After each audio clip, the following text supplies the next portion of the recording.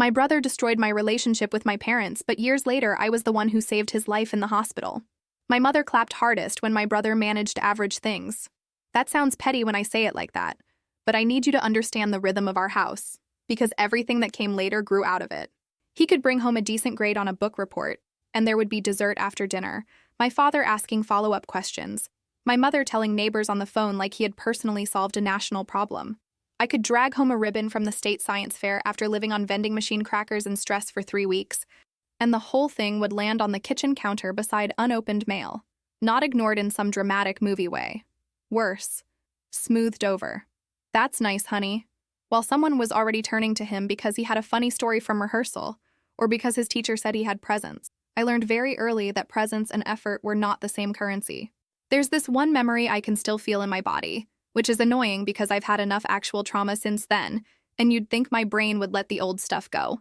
I was standing in a school gym under awful fluorescent lights, holding a second-place ribbon and a foam board that smelled like glue. My parents had promised to come after my brother's little community theater thing wrapped up. Then my mother called and said it was running late, and my father thought it would be better if they stayed because my brother got moved closer to the front, and this could be big for his confidence. Big for his confidence. I repeated that sentence to myself all the way home on the bus, like maybe I was the unreasonable one for wanting 2 adults to show up for the child who had actually earned something that weekend. That was the tone of my childhood. Not beatings, not screaming every day, not anything clean enough to point at and say there. That's abuse. It was constant rearranging. If I had a thing, his thing somehow mattered more. If I was upset, I was told not to make everything competitive. If he was upset, everyone shifted around him like furniture being dragged across hardwood. He was charming. I was sensitive. He was social. I was intense. He interrupted me at dinner and they laughed because he was quick. I stopped talking halfway through stories because what was the point? There is something humiliating about realizing, as a kid, that your family enjoys a louder version of life than the one you naturally are. And yes, before you start defending teenage boys in your head, he knew. I don't think he sat in his room twirling a mustache like a cartoon villain. It was smaller and uglier than that. He knew where the light was and kept stepping into it. He knew if he made a face when I was getting attention, my mother would ask him what was wrong. He knew if I got praised, he could toss out one self-deprecating little comment and suddenly everybody would be reassuring him instead. He was good at making his need feel urgent. I got good at being low maintenance because apparently that was the only version of me that was considered lovable. By the time I was old enough to leave, I, Caroline, had this embarrassing little fantasy that distance would fix all of it. Not because they'd miss me exactly, but because being away from my brother might let them see me without his reflection over everything. I didn't expect miracles. I just wanted to walk into a room and not feel like I had already lost some invisible contest before anyone spoke. When I got into medical school out of state, my father stared at the acceptance letter like it had arrived by accident. That was the first time I ever saw surprise on his face that wasn't disappointment wearing a nicer shirt. He said, "Well, maybe you really are going to do something serious," which is such a bleak little sentence to treasure, but I did. I took it upstairs and sat on my bed with that paper in my lap like it was proof I hadn't imagined my own brain. My brother hugged me that night. Even now, that detail makes me laugh in a gross, bitter way because if somebody wrote this into a show, I'd roll my eyes and say the foreshadowing was too obvious. But at the time, I was starving for family warmth, so I took it. He asked practical questions over the next few weeks. What classes started first? Whether the professors were intense? How hard the grading was? Did people drop out a lot? Did the school help with housing? He called more during my first semester than he had in the previous 3 years combined. I told myself it meant we were growing up. I told myself maybe adulthood would do what childhood never did and turn us into actual siblings. He had this way of sounding casual while gathering information, like he was leaning in without looking like he was leaning in. He'd ask how I was doing, then circle back to whether I thought I could keep up. He'd joke that I'd always been the book one, then ask if the other students were smarter than I expected. I answered honestly because honesty felt like a relief. The work was brutal. I loved it anyway. I was exhausted, anxious, and more alive than I had ever been. For once, effort translated directly into results. There were no family dynamics in a lab, no childhood script in an anatomy exam. You either knew it or you didn't. I breathed differently there. The weird thing is my parents almost acted proud, but only in a cautious, provisional way, like they were renting pride and didn't want to sign a long lease. My mother started mentioning me to people from church. My father asked once about a white coat ceremony and then forgot to call the day it happened. I still took the scraps. Don't judge me. Or do, honestly. I judge that version of me all the time. She was so eager to believe that one major accomplishment could rewrite a whole family system. It can't. It just gives everybody new material. My best friend from school became my real anchor during those years.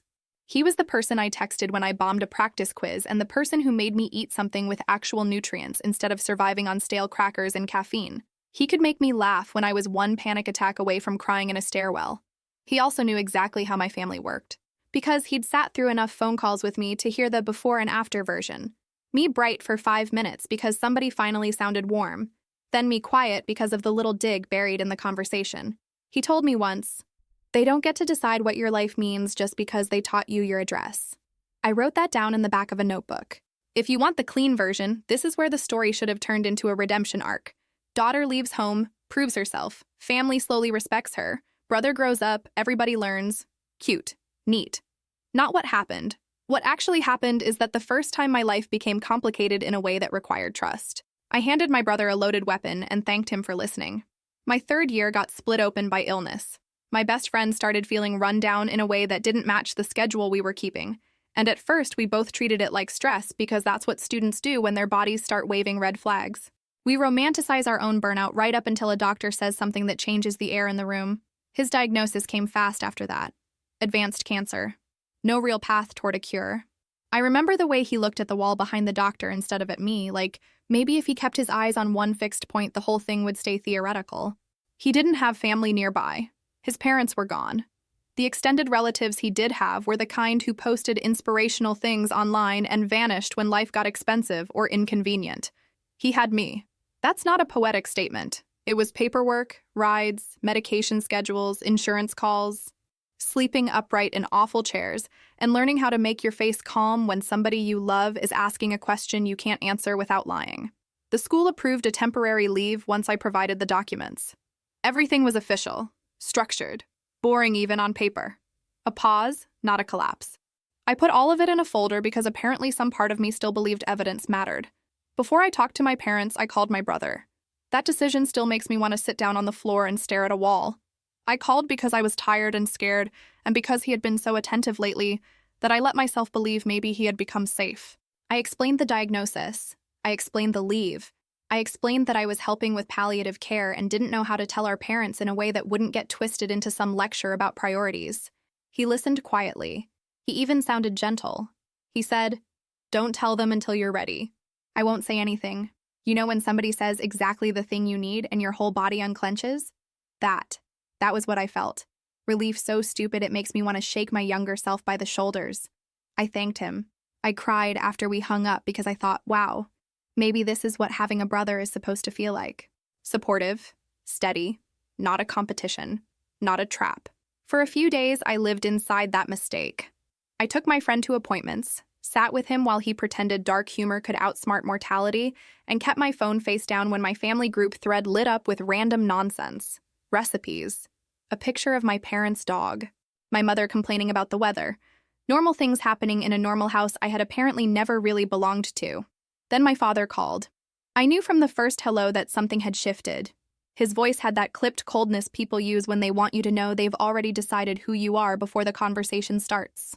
He said my brother had told them I'd dropped out. Not taken leave. Dropped out.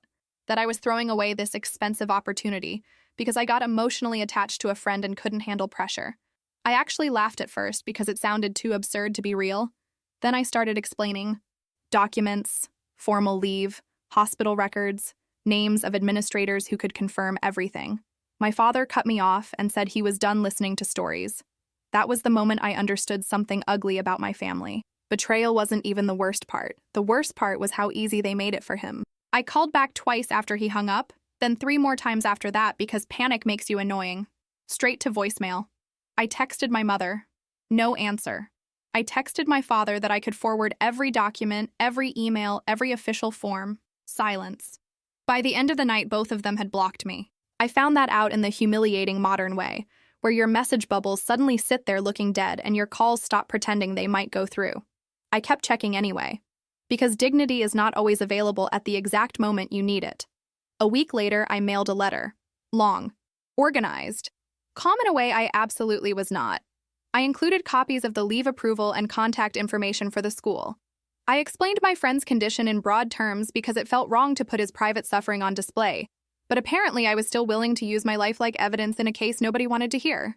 The envelope came back unopened with my mother's handwriting on the front like she was rejecting junk mail. I stood in the apartment lobby holding that thing and felt something go hard inside me. I tried one more time after that. Another letter months later. Shorter, less explanatory, more human. I told them I missed them, and that whether or not they believed me, I was telling the truth. That one disappeared. No reply. No return. Just vanished into whatever quiet graveyard people send inconvenient love to when they want the moral comfort of not having said anything cruel out loud. Meanwhile, my friend was dying in stages that felt both endless and rude. There is no elegant way to watch somebody you love disappear by fractions. People say things like passing and journey because the direct language is ugly and unfair. What happened was his body failed him, little by little. And I kept showing up because there was nothing else to do. He tried to make it easier for me, which was a ridiculous thing for the terminally ill person to attempt. But that was him. He apologized for needing help. He apologized for bad days. He apologized for making me miss school, as if the real problem in the room was scheduling. The night he died, I was the only person there. That sentence still lands in me like a dropped pan. One monitor flattened into that terrible steady tone and the room changed shape. Not literally, obviously, but you know what I mean. Suddenly all the objects looked too sharp. The chair, the blanket, the cup with the bent straw. I held his hand after there was no reason to keep holding it because letting go felt like agreeing to something I had not agreed to. After the funeral, I found a note tucked inside one of my anatomy books. He must have slipped it there earlier, back when he still had energy for tiny ambushes of kindness. It said, "Finish the degree. Don't let anybody else decide how much your life counts." I sat on my floor and cried so hard I scared myself. Then I got up and went back. That whole period broke something open in me, but not in a heroic way. I didn't emerge transformed and wise. I became functional, extremely, unnervingly functional. I studied.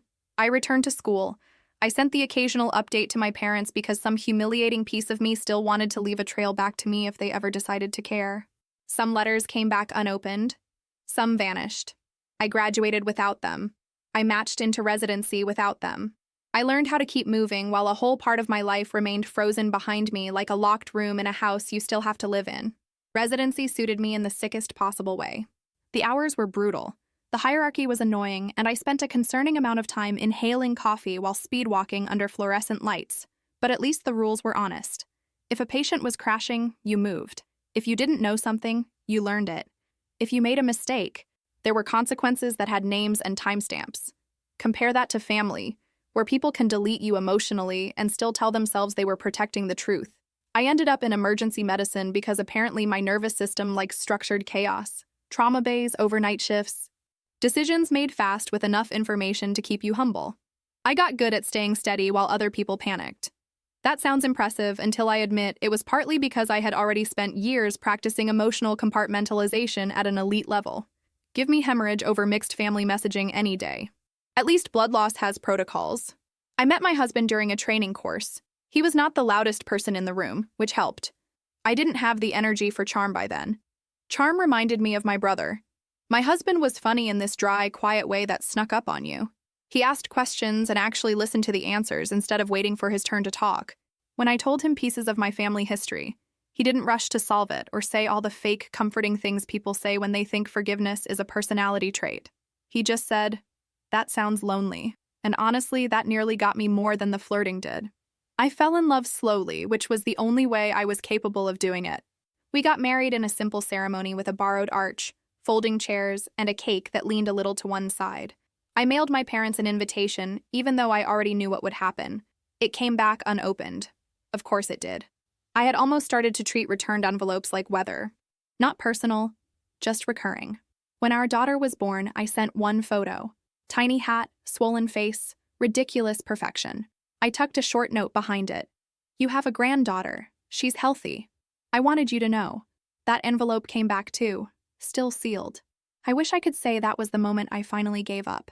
But grief is clingy and hope is embarrassing. I didn't keep reaching in any dramatic way after that. I just kept carrying the fact of them like a pebble in my shoe, small enough to ignore on busy days. Impossible to forget completely. Outwardly, I built a good life. Good marriage, good work. Mortgage, daycare logistics, arguments about whose turn it was to buy groceries. The kind of life ordinary people fight hard for and then complain about, because ordinary stress is still stress. I wasn't sitting around waiting for reconciliation. I was living. But there was always this scar tissue under everything. Holidays were the worst. Not because I wanted to recreate the old version of family. God, no. More because every holiday is basically a national ad campaign for belonging. And if your own history with belonging is weird, it can catch you sideways while you're trying to peel potatoes. Years passed. My brother became a person I referred to only as my brother. Like a role in a story I used to tell more often. My parents became ghosts with mailing addresses. I became the woman who could intubate somebody with steady hands and then cry in a parking garage because my daughter made a paper family tree at school and asked why her branch had fewer names. So when the call came in one night and I saw his name on the trauma board, it didn't feel cinematic. It felt rude, like the universe barging into a room I had finally managed to keep orderly. The page went off a little after midnight. Motor vehicle crash, incoming, abdominal trauma, unstable. Just another terrible night in a job built on terrible nights. I was halfway through swallowing terrible break room coffee when I grabbed the intake sheet. Then I saw the name and stopped so hard one of the nurses asked if I was okay. It was my brother. There was maybe 1 second, 2 at most, where the human part of me and the doctor part of me stood facing each other like strangers in a hallway. I could have recused myself, in theory. In a slower situation, in a more convenient universe, maybe that would have been the clean move, but he was actively bleeding, and there is no noble speech you can give a hemorrhage about boundaries while you wait for another attending to come downstairs. So I said, "I've got it," and the room moved. He came in gray, dazed, and split open by impact in ways I won't describe. Because this is not that kind of story, and honestly, I hate when people turn emergencies into entertainment. The short version is that he was in bad shape. The longer version is that my hands knew what to do before my brain had decided how to feel.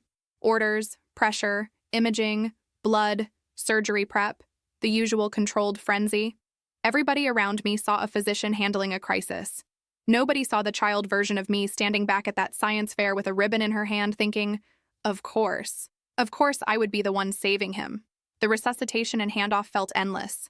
There was a stretch where his pressure dropped hard enough to change the pitch of the room. You know that feeling when everybody gets quieter and faster at the same time? That. We stabilized him, got him through the worst of it, and transferred him to the surgical team. I peeled off my gloves and realized my hands were shaking after the fact, which is always offensive somehow. Like, thank you, body. Wonderful timing. I walked to the water cooler outside recovery because I needed 1 minute to not be looked at.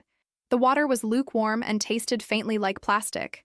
Through the glass of the waiting area, I saw my parents for the first time in years. My mother looked smaller than I remembered, which made me instantly mad because grief and age do not get to soften what people did. My father still held himself like certainty was a virtue.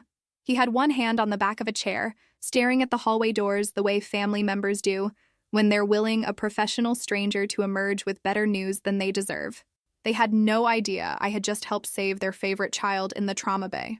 I stood there longer than I should have. Not because I was deciding whether to tell them. Hospital policy and basic ethics were going to tell them. It was more that I was trying to line up the versions of myself required for the next few minutes. The doctor who owed them clean information. The daughter they erased. The woman who had not heard either of them say her name in years. I inhaled, exhaled, straightened my scrub top like that could make me less wrecked, and went in. My mother looked up first. Her expression changed in layers so fast it was almost ugly. Relief because someone had come out. Confusion because she knew my face before she accepted it. Then recognition. Then something like fear. My father stood when he understood what he was seeing, and for a split second he looked almost embarrassed, which I have to admit gave me a tiny, nasty pulse of satisfaction. So I introduced myself by my full name and title and gave them the update like they were any other family in any other waiting room. Stable for now. Internal injuries controlled. Critical, but alive. Questions I could answer. Details I couldn't promise yet. My mother whispered my name like she was trying it out after years of not using it. I kept talking. Because if I had stopped, if I had let the personal part in too soon, I might have either cried or said something that would have gotten me written up. My father said daughter in this rough, strained voice that might have wrecked me once. That night, it mostly made me tired. My mother tried to stand and almost knocked into the chair behind her. She started apologizing before she had even formed a full sentence, which irritated me on a level I can't fully explain. Maybe because panic apologies are often more about the speaker than the person they hurt. Maybe because she hadn't earned the right to leap straight to emotion after skipping all the years in between. I kept it clinical. I told them a nurse would come get them when visitation was allowed. I told them the next several hours mattered. I told them what not to expect. I did not answer the personal questions buried inside their faces. When my mother said, "We didn't know," I cut in so fast it surprised even me.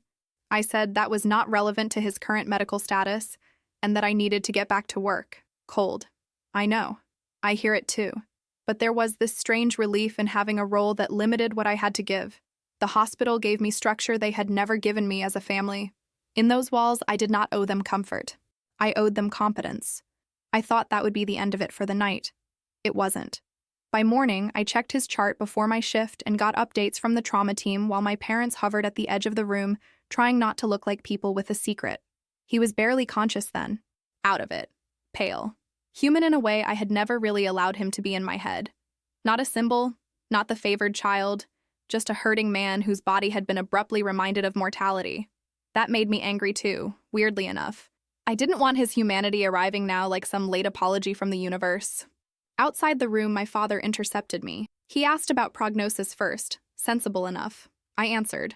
Then he started into this stumbling explanation about stories my brother had told over the years, and how they had believed him, and how now maybe they had been misled. Maybe. That word nearly made me laugh in his face. I told him there was no maybe. They had chosen not to verify anything because the lie was convenient. He went red around the ears. Then he said the quiet part out loud without meaning to. He said my brother had always seemed so reliable, like I was supposed to understand, like trust had simply landed there naturally, and he had been following probability. The sentence sat between us, naked and disgusting. What he meant was that I had never seemed reliable enough to deserve a second look. He realized that almost immediately. I watched him realize it. That's the kind of thing people call satisfying in revenge fantasies. In real life, it mostly felt bleak. My mother tried again later with softer energy, which used to be her specialty. Not overt cruelty, just gentle avoidance. She cried in the hallway and said she had thought there must be some misunderstanding, but then so much time had passed and she didn't know how to fix it. I asked why she hadn't opened the letters. She started crying harder, which was not an answer. I walked away because I could feel myself getting mean in a way that would not help me professionally or personally. I thought the hardest part would be seeing my parents. It turned out the hardest part was when my brother woke up enough to ask for me by name. I almost said no when the nurse told me. Not because I was scared of him exactly, though maybe I was. More because I had spent so many years having conversations with an imaginary version of my brother in my head that the real one felt inconvenient. In those imaginary conversations, I was always devastatingly articulate. Measured but lethal. Calm, impossible to dismiss. In reality, I was running on too little sleep, too much adrenaline, and the kind of old hurt that can make you sound 14, no matter how old you actually are.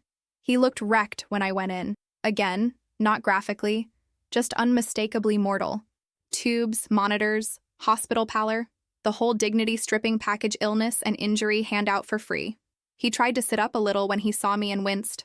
Some ugly part of me thought, good. He thanked me first. Very softly. I said, it was my shift, which was technically true and emotionally rude. He flinched anyway. Then there was this long silence where you could feel him trying to decide how much honesty his body could survive. He said he had always known I was the smarter one. I wish you could have heard my internal reaction, truly, because if he had not been attached to monitors, I might have laughed. Not joyful laughter. The kind that shows up when something is so offensive your body rejects it as language. He kept talking. He said when I got into medical school, our father looked at me differently, and for the first time my brother felt replaceable. Not unloved exactly, just less central. He said it made him panic. There it was. Not some grand motive, not inheritance or money or one dramatic outburst. Just panic. A favored child feeling the spotlight shift a few inches and deciding to break the bulb. He tried to frame it like one lie that got out of hand. I didn't let him. I asked whether telling our parents I had dropped out was supposed to help me. Whether letting them cut me off for years was an accident too. He cried then, which I hated. I hated it because I could tell it was real. And real emotion is annoying when you want somebody to stay flat enough to despise cleanly. He said he hadn't expected them to go that far. He said after a while he didn't know how to undo it without exposing himself as the reason. He said every year that passed made it worse. I told him the invitations had come back unopened. The wedding invite, the baby photo, the letters. I watched him process that like he genuinely had not understood the scale of what he'd done. He had built some story where I had probably moved on, probably found new people, probably stopped caring. Which, okay, I did find new people. I built a life. But that is not the same as not being damaged. He asked if I hated him. It was such a childish question that I almost got angry all over again. Hate is too tidy. I told him I thought about him less than he probably deserved and more than I wanted. I told him there are injuries that stop throbbing but still change how you walk. He cried harder, which did nothing useful for either of us. Before I left, he said he was sorry. Not in a dramatic speech, just those words, flat and scared. I stood there with my hand on the door and wished I felt larger than I did. I wished I felt beyond him, but mostly I felt tired. Because apologies arrive after the damage like receipts for things you never wanted to buy. I didn't forgive him. I didn't scream. I didn't tell him he was dead to me. I just left the room and went to chart, which is maybe the most adult and depressing sentence I've ever written. My parents asked to talk outside the hospital after that, and I kept saying no until no started to sound childish even to me. Not wrong, just repetitive. So I agreed to 10 minutes in the parking garage between shifts, which is exactly as romantic as it sounds. Concrete, car alarms in the distance, stale air, and me holding a paper cup of coffee like emotional support. My mother brought a box. It was one of those ordinary storage boxes from an office supply store, the kind you use for tax papers or stuff you can't face sorting. She set it on the hood of their car and opened it like she was handling explosives. Inside were my letters, every single one they had not opened.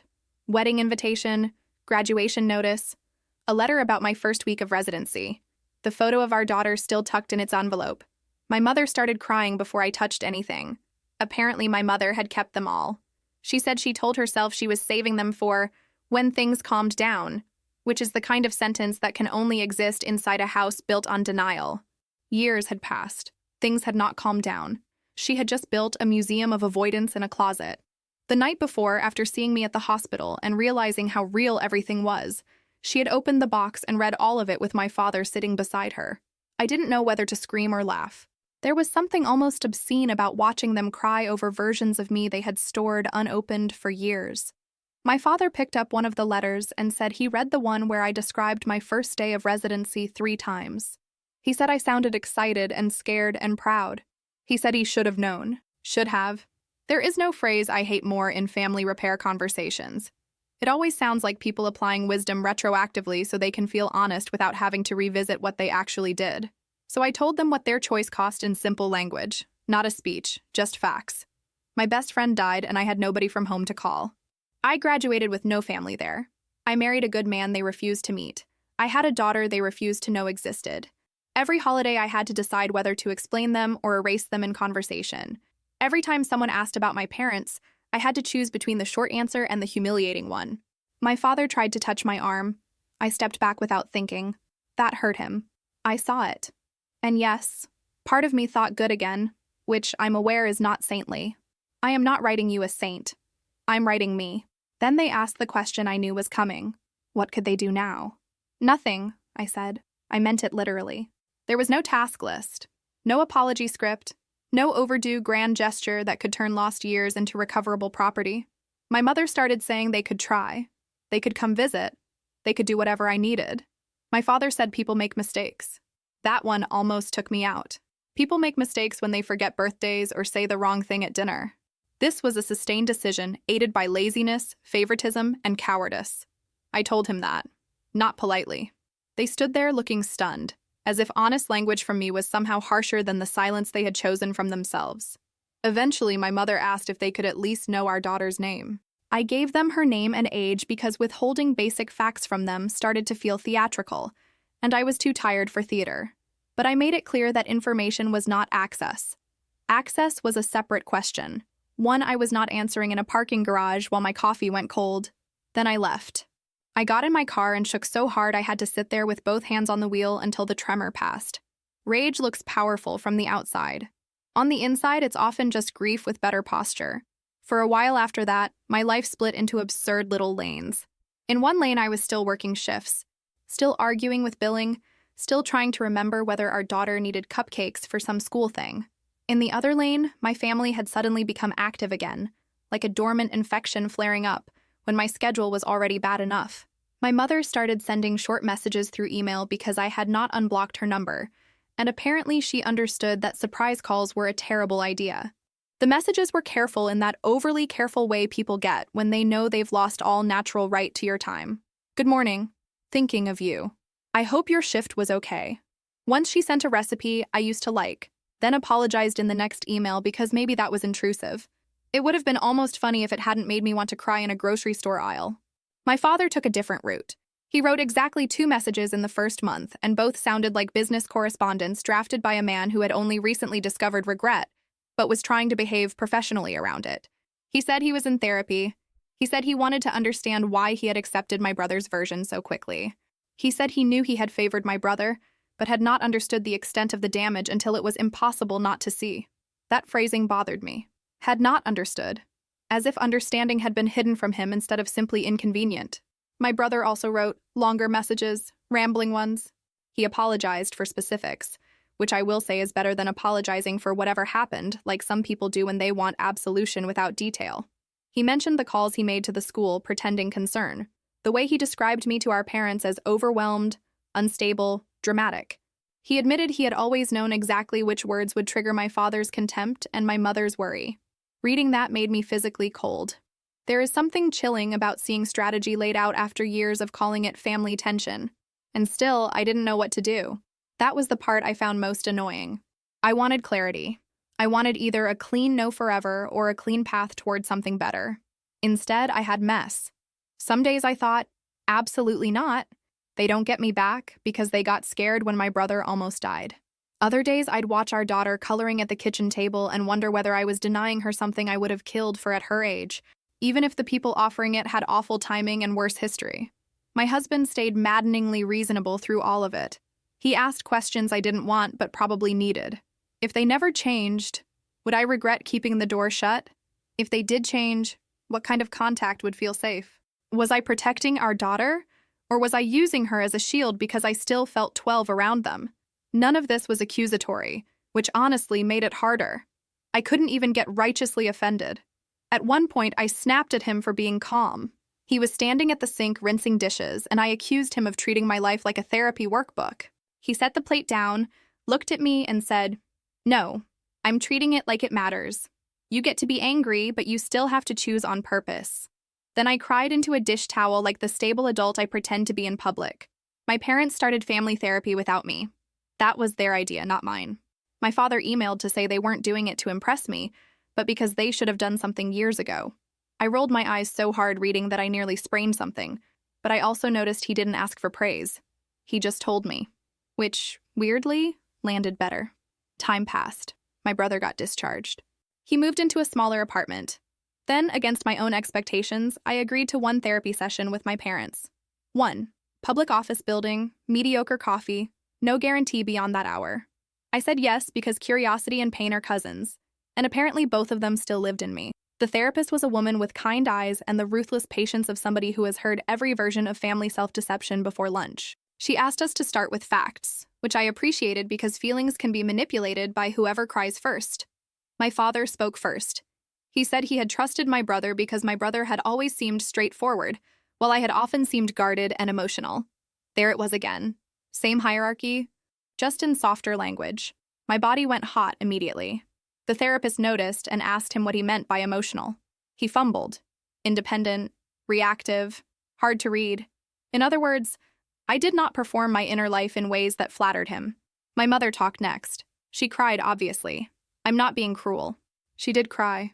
She said she had sensed something about the story didn't add up when my brother first told it.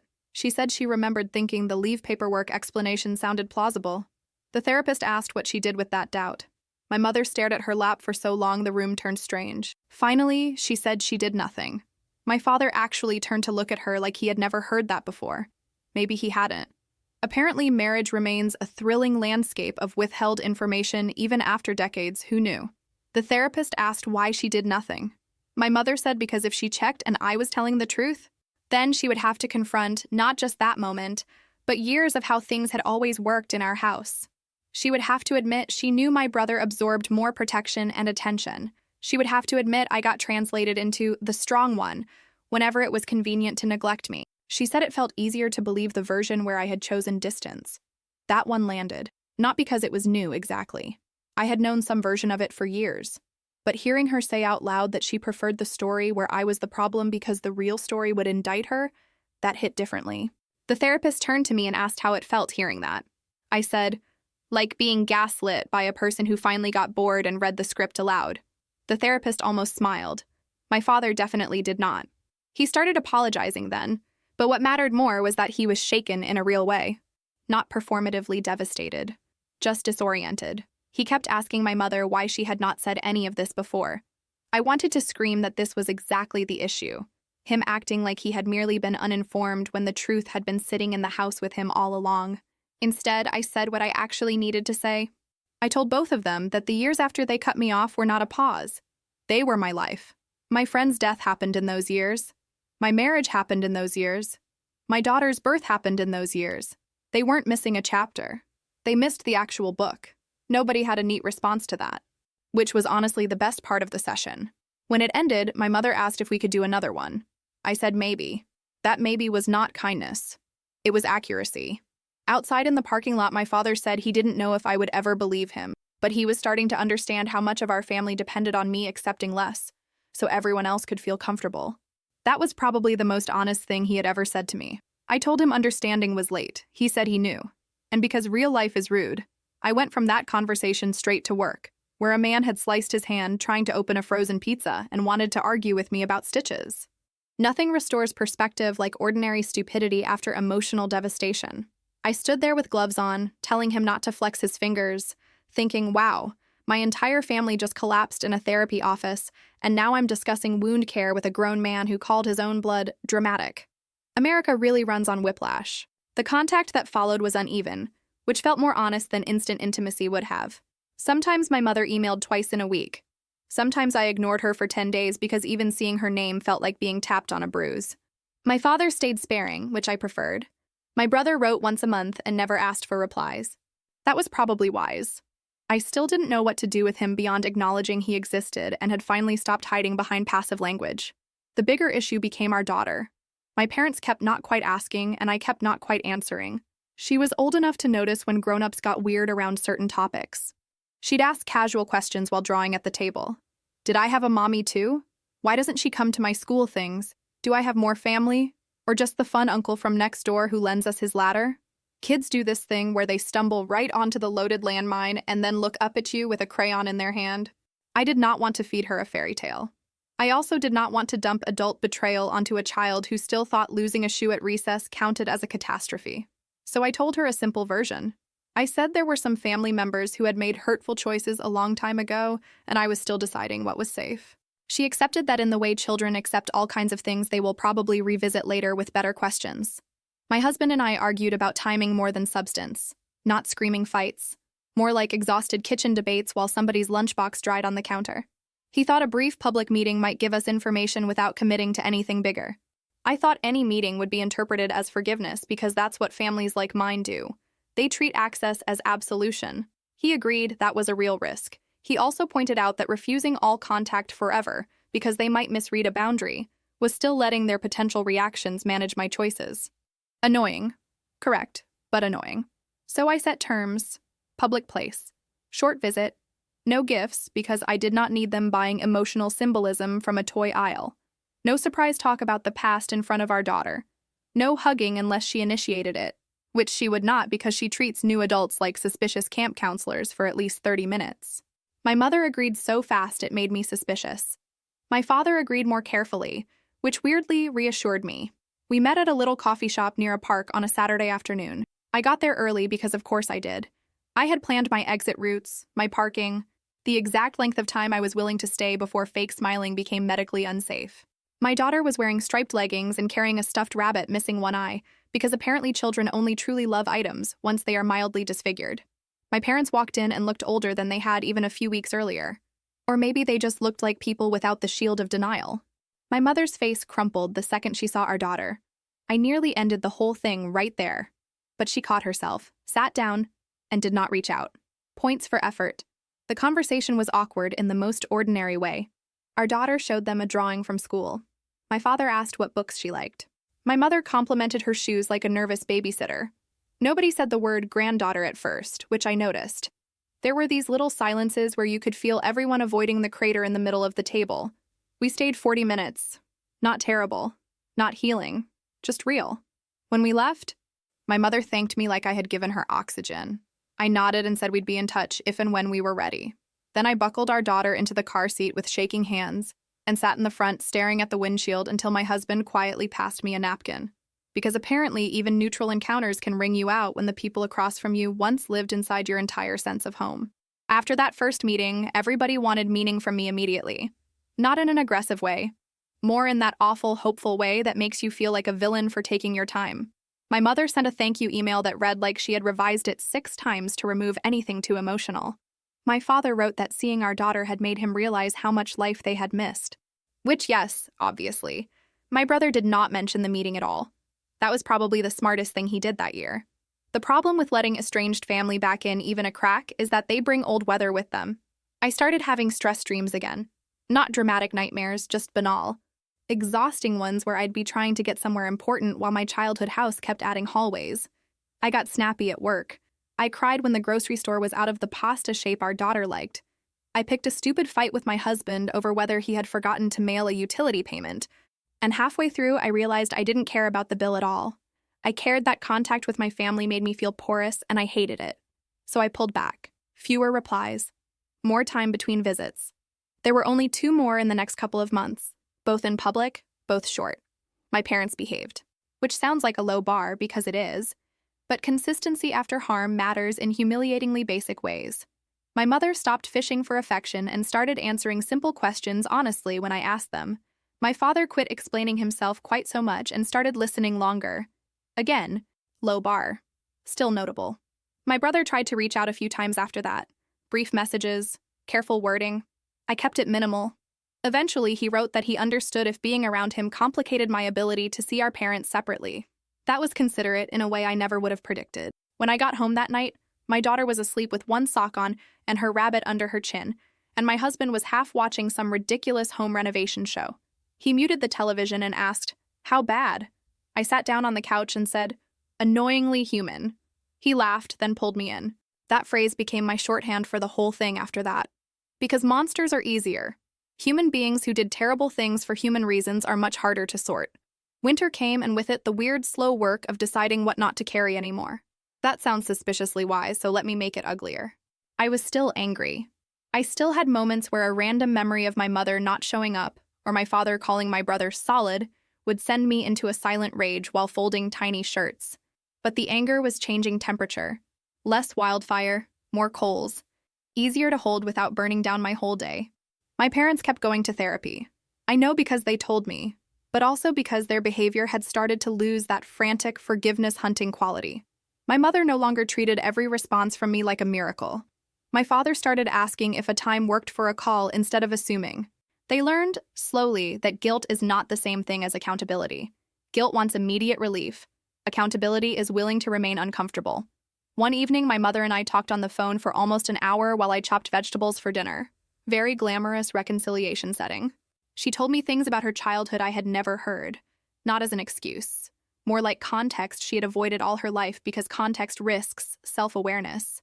She said being overlooked in her own family had made her cling to whichever child seemed easiest to keep close, and my brother had always played closeness like an instrument. I asked why that didn't make her protect me more. She got quiet and said because I seemed like I would survive. That sentence still makes me want to throw a fork. The children who seem like they'll survive are still children, but at least she said it plainly. My father's progress was less emotional and, annoyingly, maybe more useful. He started naming specific moments. Dinner table interruptions, school events missed. The way he praised my brother publicly and me privately, if at all, because he thought public praise would make me arrogant and my brother motivated. That bizarre little management strategy had apparently governed our household for years. He said it out loud and then said, "It sounds insane when I hear myself say it." Correct. The most difficult decision was whether to let my parents spend any time with our daughter without me glued to the room. My answer stayed no for a long time. Not because I thought they'd hurt her. More because I didn't trust old family gravity. I didn't want her watching me shrink in their presence and learning that as normal. Eventually, after enough steady months and enough conversations with my husband, I agreed to something tiny. They could come to a school spring fair where there would be crowds, noise, exits, and exactly 0 chances for emotional monologues. They showed up early, brought no gifts, followed every boundary. My daughter let my mother help with a beanbag toss and then immediately wandered off because children are little dictators of emotional pacing. My father bought lemonade for everyone and did not try to turn it into symbolism. We lasted an hour and a half. Afterward, I sat in my car and realized I had spent only part of that time on alert. The rest I had spent watching my child laugh. That felt significant, though not redemptive. Don't get carried away. What surprised me most was that my brother stayed away unless invited. No dramatic appearances. No pushing. He sent a message through email once saying he understood if being around him complicated my ability to see our parents separately. That was considerate in a way I never would have predicted. Infuriatingly mature. Apparently, disaster plus therapy can sometimes produce growth, which is rude but true. By spring, contact with my parents had become something I chose case by case instead of something that happened to me. That distinction mattered more than I expected. There was no magical point where I woke up healed. No swelling music, no holiday movie ending where everyone understands each other while passing mashed potatoes. Mostly there were texts, awkward visits, long pauses, occasional honesty, and the constant need to decide what was mine to reopen and what was mine to leave closed. My brother and I remained the least resolved. Sometimes months passed without contact. Sometimes he sent a brief update about his health or therapy, and I answered with one sentence because one sentence was what I had. I did not invite him into our daughter's life right away. I needed space to understand whether I was withholding out of wisdom or just maintaining the family pattern in reverse. Eventually, after 1 full year of him not pushing, not manipulating, not triangulating through our parents, I agreed to meet him at a park while our daughter played nearby with my husband. It was awkward. Of course it was. He brought nothing but himself, which was smart. He asked our daughter about the slide. She ignored him in favor of explaining a bug she had found in the grass. He listened. No performance. No attempt to become beloved in 10 minutes. I watched him struggle not to overcompensate and, against all reason, respected it. Later he apologized again, but differently this time. Not for being caught, not for the consequences. For selecting me as the place where his fear would land because I had always been expected to absorb what the family did not want to deal with. That apology mattered more because it named the architecture, not just the event. Do I forgive him? I don't know. People treat forgiveness like a switch you flip to prove your character. I think it's more like weathering. Some days the old anger barely registers. Some days I remember the unopened baby photo and have to put my phone down before I say something venomous. What I do know is that I stopped organizing my inner life around the question of whether they deserved another chance. That question kept me trapped in their orbit. The better question became what kind of contact lets me remain myself. My parents never got the family reset they probably wanted. There are no spontaneous drop-ins, no assumption that holidays belong to them. If they want to see us, they ask. Sometimes I say yes. Sometimes I don't. My mother has learned not to cry as a strategy, or at least not in front of me. My father has learned to apologize without appending a justification. Both of those developments took an embarrassingly long time. But there they are. And me? I'm still a woman who can make good decisions in a trauma room, and terrible ones when I'm tired and emotional at home. I still overthink texts. I still have days where my daughter's casual questions about family knock the wind out of me. I still get sarcastic when I'm hurt, and I still sometimes want the impossible version of repair, where the past becomes small enough to step over. That version does not exist. What exists is boundaries, repetition, memory, and the very unglamorous work of not handing old wounds the steering wheel. A few weeks ago, my daughter had to make another family tree for school. She sat at the kitchen table with markers spread everywhere, narrating every branch like a tiny project manager. She asked if she should add my parents. I froze for half a second, then said, "You can if you want to." She did. Then she added my husband's side. Her neighbors she adores, one teacher, and our elderly babysitter who sneaks her extra crackers. The paper looked crowded and a little chaotic and absolutely right. That might be the closest thing to closure I have. Not reunion, not justice in some dramatic, cinematic sense. Just the fact that the shape of family on my daughter's page was bigger than the people who once tried to define mine. My parents are on it now, yes, but not at the center. My brother is a branch, not the trunk. Nobody gets to build the whole structure around his need anymore. When I think about that younger version of me standing alone in a school gym with that stupid ribbon and that foam board, I don't want to tell her everything turns out fine. Because that would be a lie and honestly a little insulting. Everything does not turn out fine. Some things remain damaged, some losses stay losses. But I would tell her this. One day you stop waiting for them to see you correctly before you start arranging your life around what is real. And once that happens, the story still hurts, but it finally belongs to you. Anyway, that's the mess of it. No neat ending, no inspiring speech. Just me, in my kitchen, after a long shift, telling you the truth while the dishwasher hums and my phone stays face down for once. Which, given where I started, is actually more peace than I ever expected.